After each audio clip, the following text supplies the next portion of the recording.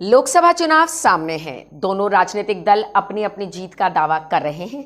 इस बीच जहां कांग्रेस के पर्यवेक्षक भीलवाड़ा का दौरा कर गए हैं, वहीं भाजपा ने अपना लोकसभा प्रभारी शक्ति सिंह कालियास को नियुक्त कर दिया है। इस बीच भाजपा के प्रदेश अध्यक्ष सीपी जोशी जयपुर से चित्तौड़ जाते समय कुछ देर के लिए भीलवाड़ा के भदाली खेड़ा में रुके।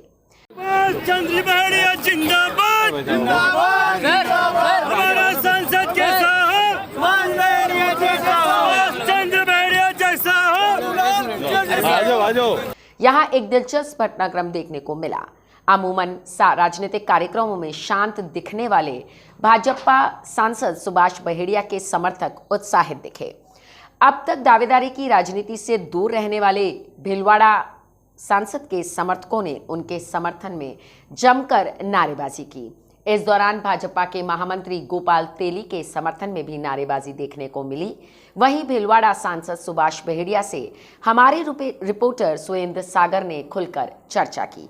आइए क्या कहा है सांसद सुभाष बहेड़िया ने, देखते हैं। जीवन मिशन में जो जलदाय मंत्री है गजेंद्र जी से, माननीय गजेंद्र सिंह जी से, उनसे मैं मिला था। मैंने कहा जी ठीक है, ये तो ईसीबीआरपी पे कौन, लेकिन हमारे यहाँ जहाँ से भी सोर्स हो, क्योंकि हमारा पर्टिकुलर आसीन मांडल और सारा एरिया बिल्कुल ड्राई है और कुछ सापरा भी, तो यहाँ पे कैसे न कैसे किस है, तो उन्होंने कहा यार देखते हैं कहाँ सोर्स है, कैसा हो सकता है। तो उन्होंने मोटा मोटी हाथों पर दिया, पर भी प्रैक्टिकल जो है काम उस पर शुरू नहीं हुआ। भाई सोर्स क्या है, एक बार डीपीआर बनेगी, सर्वे होगा, सर्वे के हिसाब से फिर जैसे भी जहाँ अवेलेबल होगा, मेरे को विश्वास है कि इसमें भी कुछ न कुछ सफलता मिलेगी।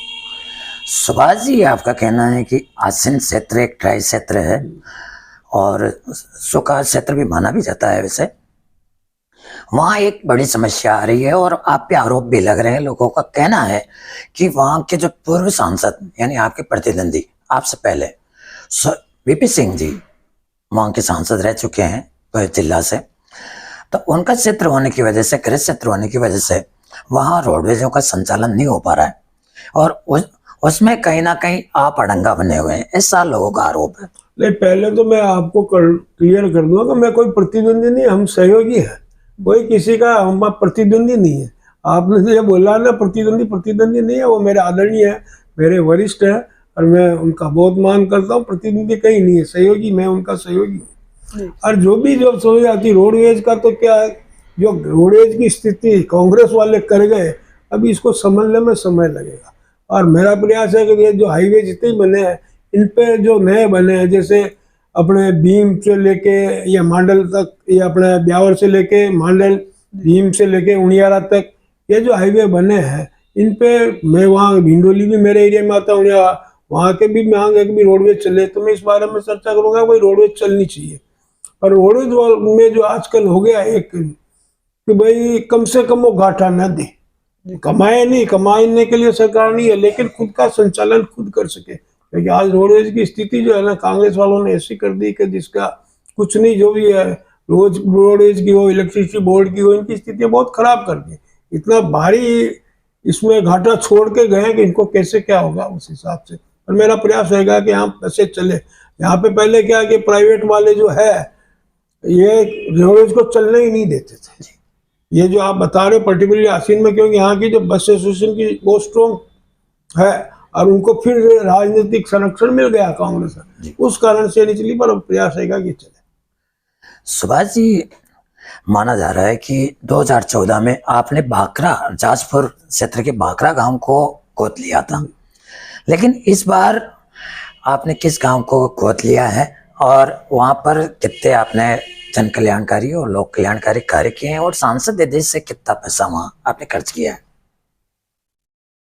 सांसद निधि तो आदर्श गांव में है, उसमें नहीं। सांसद निधि के लिए तो मैंने सब स्टैंडर्ड बना रखा, सब पंचायतों को मिले थोड़ा थोड़ा। लेकिन जब आदर्श गांव का सिलेक्शन, जैसे पहला पाखड़ा लिया, दूसरा मैंने उमर लिया, उसके बाद मैंने अपने ये लिया, ये अपने बरक।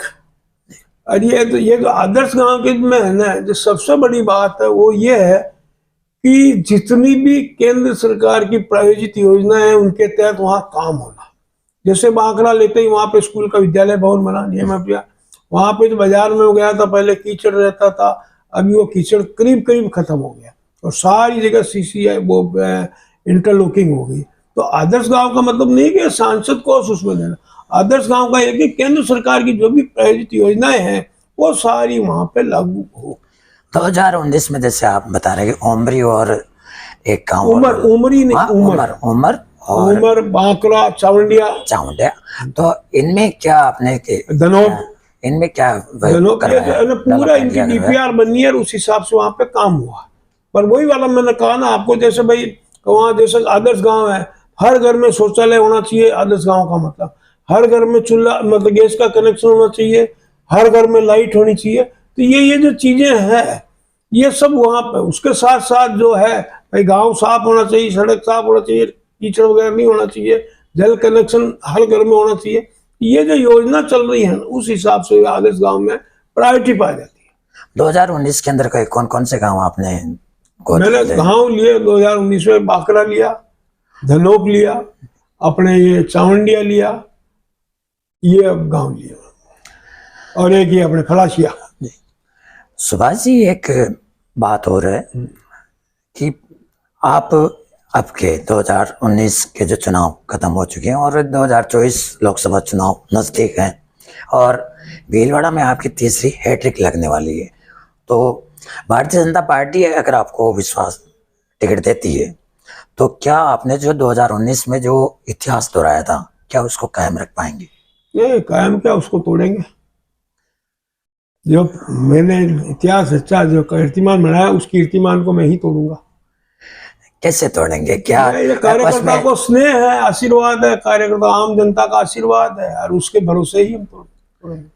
नहीं, जैसे पहले 6,12,000 वोट आपको इतिहास रचने में मिले हैं, तो क्या इस बार कितने हजार लाखों में? नहीं, मैं तो ये कितने मिलेंगे तो भविष्य में, पर मैं ये मेरे को ये पूरा विश्वास है कि मेरे कीर्तिमान को मैं ही तोड़ूंगा।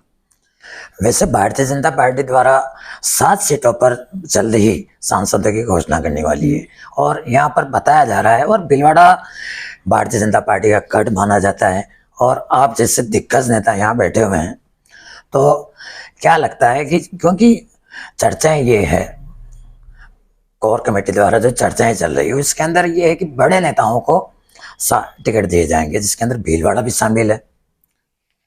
ऐसी कोई मेरे को जानकारी नहीं है, ये तो केवल खबरों की चर्चा है। बाकी मेरे को कोई कहो कि अगर ऐसी कोई बात होती तो मेरे से जरूर चर्चा करते। ऐसी कोई चर्चा हुई नहीं, कहीं भी नहीं, पार्टी ने नहीं की, संगठन ने नहीं की, ऊपर के जो है ना आला कमान ने कोई ऐसी चर्चा नहीं की। ये थे हमारे साथ सुभाष जी बेहड़िया जिन्होंने ये बताया कि भीलवाड़ा को मैनचेस्टर के रूप में और एक मास्टर प्लान के रूप में स्थापित करने का इनका पूरा प्रयास रहा है।